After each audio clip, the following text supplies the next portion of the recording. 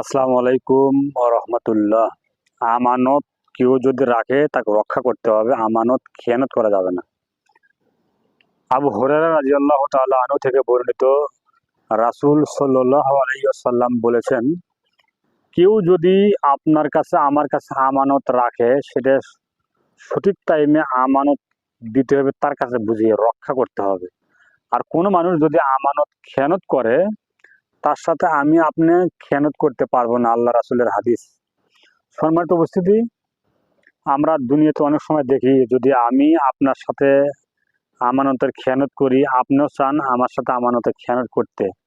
আমি যদি ভুল করে থাকি, যদি আপনিও ভুল করেন, তাহলে আপনি আর আমি একই হলাম। অতএব যদি আমার ভুল হয়ে যায়, আমাকে শিক্ষা দেওয়ার জন্য আপনার উচিত, আমি যে আপনার কাছে আমানত রাখবো, সে আমানতটা আমাকে সঠিক টাইমে বুঝে দেওয়ার জন্য।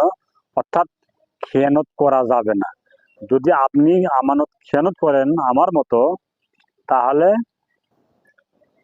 আমি আর আপনি একই হলাম। আমি কথাটা আবারও বলি, আপনি আমার কাছে আমানত রাখছেন, আমি আপনার কাছে সঠিক টাইমে আমানত বুঝিয়ে দিছি, এবং আমি আপনার কাছে আমানত রাখলাম, আপনি আমার কাছে আমানত বুঝিয়ে দিলেন না।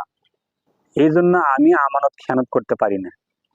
এই জন্য পৃথিবীতে যেখান থেকে আমাদের এই ভিডিও দেখছেন, আমানত যদি কেউ কিছু রাখে, যেমন একটা মোবাইল, একটা ঘড়ি, বিভিন্ন কোনো জিনিস যদি আমানত রাখে, সঠিক সময়ে জিনিসটা আপনি বুঝিয়ে দিবেন। আসসালামু আলাইকুম ওয়া রাহমাতুল্লাহ।